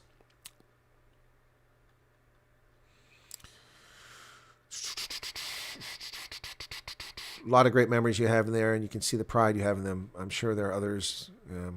Yeah, no, there's a lot more. What clothing equipment could you have kept from military? All of it, R1, because I own it all. See, that's the thing. In the military, they don't give us uniforms. Now, they give enlisted an initial issue. When you go to basic training, I went to basic training as an enlisted soldier. I got issued all my uniforms, even underwear, T-shirts, everything except toiletries. They give you everything except toiletries. Boots, socks, caps, coats, all that stuff you get issued. That's personal stuff. You get it one time. After that, you have to maintain it, and when it wears out, you have to buy your own. Now, for enlisted soldiers, they give you a clothing allowance, which is not very much. I don't know what it currently is, but when I got it, it was like $100 some a year. It didn't even pay for stuff. Given the fact that a set of fatigues today cost nearly $100, the boots are $150. By the time you put one uniform on, it's like $500. If they give you $200 a year for a uniform, you can't even buy a single uniform. Plus, you have to wear dress uniforms, you have to maintain all that. So I can keep all the uniforms because every uniform that I own, I purchased out of my own pocket. Yeah, as an officer, they never buy uniforms. You can, however, as an officer, when you come in, you get an initial clothing allowance. I think my clothing allowance was like $500 it was $400. $400 in '89. That didn't even pay for my Class A's and 2 sets of fatigues. But I already had them. So anyway. Yep. Anyway, so yeah, that's kind of how it works. Now, different militaries work differently. The Brits, they get issued their uniforms. They don't have to buy them. But I keep all of them. Same with the awards. I had to buy all the ribbons and all the accoutrements and the panels and the boards, all the patches. Every single thing goes in my uniforms. I had to buy out of pocket. That's how it works. That's how it works in our military. That's not the same everywhere, but that's our military. So there you go. There you go, folks. Anyway, yeah, I hope you guys enjoyed it. At what age do you have to retire? Well, normally, Gareth, you have to retire at age 60.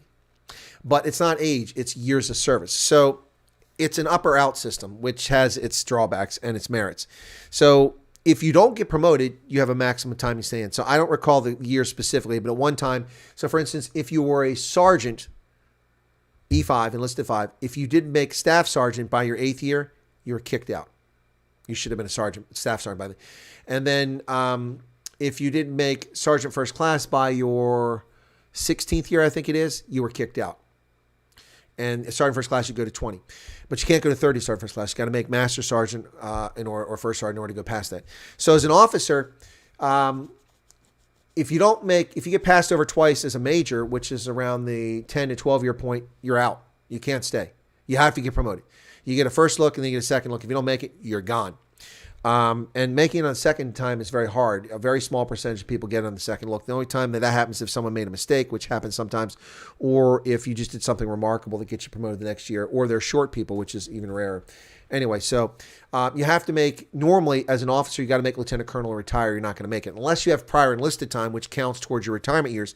So let's say you did 6 years as an enlisted soldier, you became an officer, and you only rise to major.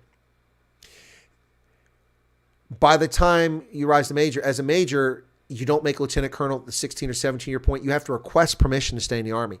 For majors, typically they might let them stay, but it's rare for someone to retire as a major. So you can potentially, but normally you can have a major retire. When I was in ROTC, we had a guy that was a major, and he was retiring. I'm like, retiring as a major? That's weird. And I found out that he had been enlisted in Vietnam and served for 12 years, and he'd only been an officer for 10 or 12 years. So that's why he's retiring as a major, because he was well over 20 years and he was ready to retire instead of lieutenant colonel. A lieutenant colonel can stay up to 24 years, and then you're out if you don't make full colonel. If you make full colonel, it's the first rank. You can stay all the way to 30 years. If you are a master sergeant, E8 or E9, sergeant major, you can stay till 30 years. Beyond 30 years, no one can stay unless their name is forwarded to Congress by the president and Congress approves them staying. That's for all sergeants major and all colonels and above. It won't be colonels, they'll be generals, because you have to get out as a colonel at 30 years. So the people who are wearing stars who are beyond 30 years have congressional approval, and it's all contingent on that moment. It's for a period of time. It's not forever. So the maximum number of years you can serve is 40 normally. 40. And we have a handful of 4-star generals who serve 40 years. There's an exception to all of this. Every rule has an exception. The exception is warrant officers. Warrant officers are a unique specialty, and they're specialized technicians. The Army needs them, so they can stay until age 60. Same with the generals. Sometimes you get beyond 60, but that has to be approved by Congress. That's because you have to be fit. We can't have old people, geriatric people, in uniform. So the technicians can stay beyond 40 years if necessary. When I was at Fort Huachuca running that tax center, which was what that award was for earlier, we had a 68 or 69-year-old Master Warrant 4 or something like that was his rank. He was the only person that had ever worked with drones in the past, and we were trying to build the Pioneer RPV, remotely piloted vehicle at the time. And so he was recalled to active duty in his late 60s to lead that program to develop the Pioneer drone, UAV, unmanned aerial vehicle. Yeah, and that's legal because you can do that with him. Do you earn a salary in the Army? It's decent enough to live on. Gareth, you do earn a salary, and since the 1980s when Reagan took president, we've seen pay increases, although that slowed down during the Clinton years, and picked up a little bit during the Bush years and slowed down during Obama to almost nothing. Just cost of living allowance adjustment, rarely a pay raise. Yes, it depends on your rank, but nobody should be starving in the military. Now, if you're a sergeant and you have 5 kids, you can't make ends meet. It's your fault for having 5 kids as someone that has a smaller income. But yeah, you can make a decent living. You can survive in the U.S. military. The salary is reasonable, and the higher. Now, there's a cap. You can make a maximum amount if you get to a certain rank. In the Netherlands, some veterans come to demonstrate to support the people. One officer was in the news saying it's not allowed. It is allowed. What do you think about that? I don't understand what the question is, Swearing DJ. Are you saying veterans participating in demonstrations or active service? If you're a veteran, we saw that last year on January 6th, people demonstrating they were veterans. You can do it. You can demonstrate as a veteran. I mean, yeah, absolutely. You can protest as a veteran. You can support people. You can't do it in uniform. You can't do it in uniform because you're not representing the military, and you can't mislead people and think that the military is supporting whatever action you're doing, whether it's to save the whales or to kill the rainforest, whatever you're trying to do. So, yeah. But generally speaking, though, I think that most veterans probably should shy away from most demonstrations. No, not in uniform. Can't. No. For every person that supports that action, the demonstrators behind, there's another person in the country who doesn't support it. How can you support the people of your country if you show up in a demonstration uniform? By the same token, no service member should be allowed to be a union member. That's absolutely ludicrous. South Africa allows its military to join a union. How can you be part of a union that goes on strike when you provide essential services needed 24 hours a day, 7 days a week? Firefighters shouldn't be in unions. Police officers shouldn't be in unions. They are. And a beret. No, they shouldn't be in uniform. Anyway, All right, folks, that's an hour and a half. I did what I promised to do. I hope it wasn't too boring. I hope you found it interesting. And it was my pleasure to share that experience with you. We'll do it again sometime. But I've actually got to get my crap in order because I'm missing awards. I actually have I have a page I keep to just remember all the awards and what they were awarded for and the dates and all that. And that's clearly not all of my military awards. Anyway, there's stuff. Plus the letters from the governor, and not the governor, from the members of Congress and all that stuff. I couldn't find those on short notice. Definitely didn't want to choose the Navy since Vikings don't like hot weather. They don't. They only went as far south as North Africa, and that was enough for them. Yep. Although apparently Vikings supposedly went as far as Syria and Iraq. So that I haven't seen. Will you wear your uniform on stream? No, because I can't wear a uniform now because I'm not serving. And in addition to that, I'm not properly groomed to be wearing a uniform. I had to debate about the 4th of July, or not the 4th of July, Memorial Day. We had a Memorial Day ceremony. It was Memorial Day or 4th of July? I think it was Memorial Day. It was Memorial Day. And we had a ceremony, and as a veteran and a veteran service organization member, the Veterans of Foreign War, I'm allowed to wear my military ribbons and my rank on a white shirt. So I wore my white Army shirt, which is just a regular white shirt, and black trousers and black shoes, leather shoes. And I wore my ribbons with my beard. I felt really awkward walking around with all my ribbons and my rank on, having a beard, but it's allowed. It was just kind of weird for me. So, but no, I'm not going to wear my uniform. I can show you photographs of myself in uniform, but I'm not going to do it. Yep, not going to do it. In fact, there's a picture of me in uniform and fatigues in a helicopter, a Huey helicopter over the Okavango Delta, which is the promo banner for this. If you go back and look at it, that's me in Botswana observing the Okavango Delta with a team evaluating the anti-poaching mission of the Botswana Defense Force. Yep, there you go. So can you make it visible? What is your opinion about climate activists? Should we just put them to work picking up litter and sweeping the sidewalks? Yeah. I appreciate people who are actually informed about the climate and then are up in arms about it. I grew up in an era in which Earth Day and environmentalism were all over the place. And we had things like Lake Erie catching on fire, the Cuyahoga River catching on fire, Love Canal with polychlorinated biphenyls buried in the ground. We had all kinds of environmental disasters, strip mines, land destroyed by mining companies, and was very cognizant and aware of the environment as a farmer. And so I paid attention to it. But I never became a climate zealot or a environmental Nazi. I'm a conservationist. In my view, humans and animals are welcome to use the resource of this planet. We should just be good stewards of it. So if you're going to mine coal through strip mining, you had to have a plan in place to restore the land, to reclaim it when the coal is removed and put the soil back and ensure the water table functions properly and it doesn't erode, and then plant things. If you cut down trees, you have a responsibility to replace those trees, and you have to do it in a responsible fashion. Don't cut all the trees down at once. Animals, birds, they need a place to live that live in the forest. So that's my approach to it.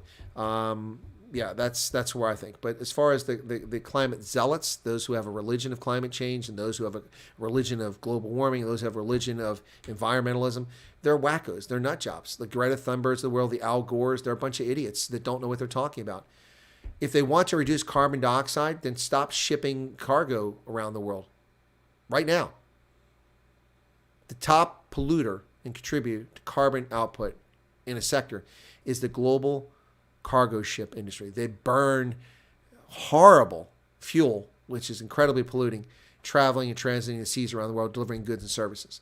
But those are the ships that bring their iPhones and their tablets and their mocha frappuccinos and all the things that they love, the leftists. So they're not going to say anything about that. Those are incredibly polluting, those ships. Unbelievably polluting. Unbelievably polluting. Yep. Now, if everyone plants 2 trees for everyone they cut down, we'd all have no place to live eventually, Erica. But people don't, so it's not any danger of that. Yeah, so that's kind of how I feel about the environmental wackos. Climate change. Yeah, climate changes all the time, man. Yeah, the Earth is at a tilt. We turn. One time of the year, we're facing closer to the Earth, and so it's warmer here in the Northern Hemisphere, and the Southern Hemisphere is cold. Then we tilt on our axis, we go around, and now we are facing away from the sun further. The sun doesn't descend here. It descends there every night because we have turned further north, and there's less heat radiating and hitting us, and we don't stay warm. We get snow, we get cold weather, yada, yada, yada. Climate changes all the time. We dig up ice cores in Greenland, we dig up ice cores in Antarctica, and we look at climate change going back for hundreds of thousands of years. Multiple ice ages, multiple mini ice ages. The Sahara used to be temperate. Cheetahs, giraffe, wild boar, elephants all over the Sahara, lions, tigers, no bears though, no tigers. Yeah, no, the Sahara used to be plush grassland, beautiful, full of lakes and marshes, all gone because of climate change, long before humans came along. Yes, the poles also wobble, yep. Yeah, we're kind of wobbly like this. We turn and we wobble. Yep, weebles wobble, but they don't fall down. Really, really poor fuel grades on those ships. It is, Roy. It's terrible. It's terrible. And they produce so much carbon dioxide. And stop attacking America. America has reduced its carbon emissions by 42% since 2000. That's an incredible accomplishment. Yet we're called carbon criminals. And none of these zealots ever talk about that. They never mentioned that despite the fact that our population is 30 million larger than it was 21 years ago, despite the fact that we produce more gadgets that consume more electricity we have to produce, despite the fact that there's millions more cars on the road, we are producing less carbon. Now, when you tell them that, they have no science to go, well, that's just because all our industry went to Africa, or not Africa, to Asia. No, it's not. In fact, our industrial base still contributes mightily to our economy. It's about 16, 18% of our GDP is industry, manufacturing. What? We don't have industry. It's all in Asia. That's not true. We have semiconductor manufacturing in this country. We have steel mills in this country. The list is endless of things we do in this country. Yep. China is the world's single largest polluter. We were the largest polluter until they surpassed us a decade ago. And now they're making us look like rookies because we've been reducing our emissions while they've been expanding their emissions. Yep. And their population is stagnant. It's not going anywhere. But they're consuming more, and that's why they're producing more waste. If the Chinese consumed at the level Americans did, the planet would be dead. The way they pollute. Yep. Ruvani Fribus, did I answer your question? Yep. And Moist must have left when you guys went after him. Yeah, anyway. Probably, I'm not saying Moist, but one of these flying monkeys from the Twitter sphere will probably come on here and download my video illegally and then take a clip of it and go, look at this guy showing off his awards. What a boastful individual. 350 new calories, yep, every year by China. 350, more than we have in America left. Getting in the Marines is like a chicken egg. You need a visa to get to the Marines, but I need to be in the Marines to get a visa. Yeah, that's bizarre, R1. Like black smoke. You're typing. Okay. Anyway, that's it. It's my third stream of the day, folks. So I'm going to knock it off. I hope for those of you who were able to catch Rob Hutchison and Chris Wyatt. We're going to put a social media presence up there. Will be a Telegram group coming up in the next couple of days for people that want to follow the Wise Bros. Yep. Jealousy makes people ugly. It does, Erica. It does. Penis envy is not a good thing. Indeed. Mass production in China, precision production done at home. Exactly, Mr. Punisher. You are correct. Nucor makes precision steel products. The mass crappy stuff is the big, volume is done in China. One thing we're really missing with it, other than aircraft carriers and submarines, is the death of our shipbuilding industry, which is a shame. But we're not alone. The Norwegians, theirs has kind of died off. Theirs was a massive effort too. It's really the South Koreans who are the major shipbuilders these days. Exceptionally informative, and thank you for the Wise Bros. It was an awesome stream. Well, thank you very much for that, Layman. I appreciate it. And then we also did my stream this morning about the 6th of January. So take care of yourselves, folks. Head News just put up my link to my Getter account. By the way, yeah, my Getter account is growing, man. That's pretty cool. So I went to check out my Parler account because I keep telling people Parler's still out there, and I'm up to 354. I gained 2 more subscribers since I came on here. I think these are people watching my January videos. January 6th videos. So I'm up to 354, which is my biggest of those Twitter-like things. On Getter, though, let's see where we're at now. Getter is now at 80 followers. I had just 13 or 14 earlier this week, so that's good news. It's pretty cool. Anyway, thanks for that, folks. Appreciate it. My Twitter account, 306. I don't think that's going to go anywhere. I got a bunch of notifications. I cringe to go look at those. There's probably people responding to the questions because I put comments up about it. This woman who's a journalist was reporting. She said, I was here for this many hours and the violence went on. And I said, no, you lie. I was there till 2:30. There was no violence. It occurred after 2:30 when I left. You're mistaken. Then she put up some images of people committing crimes, and they were excellent images. And I said, hey, great job. Well done. Good that you caught these criminals. Appreciate it. And then another one where she put down, what did she put down? And I commented on it. But anyway, yeah, so I'm probably being assaulted by the Twitter sphere. Let's see. Okay, that was liked. Wow, someone retweeted my thing.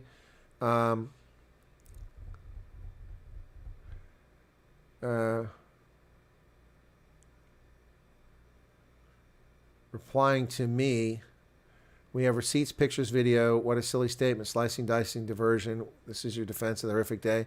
Watch every minute as it was occurring. I don't know what this guy's point is. It doesn't make any sense. That's the problem with Twitter, too. People respond to things, yeah. Yeah, anyway. No, but this journalist, she said she was wearing a gas mask and body armor. I'm like, I was there as a journalist. I didn't have any of that on. Why are you wearing that? You came wearing that stuff? What's that all about? What's that all about? Anyway, cool beans. Anyway, folks, smash the like button. Appreciate it. Thanks for the super chat revenue that came in. Grateful for that. And y'all take care of yourselves. Yeah, it was a long day of streaming, though. I need a break. Also, my jacket arrived. My sports jacket came, the one I had to order, make sure it fits, and then take the other one back. It's kind of weird how the store does retail stuff. But anyway, that's it. You guys take care. Appreciate your support, and be safe out there. All right? Cheers.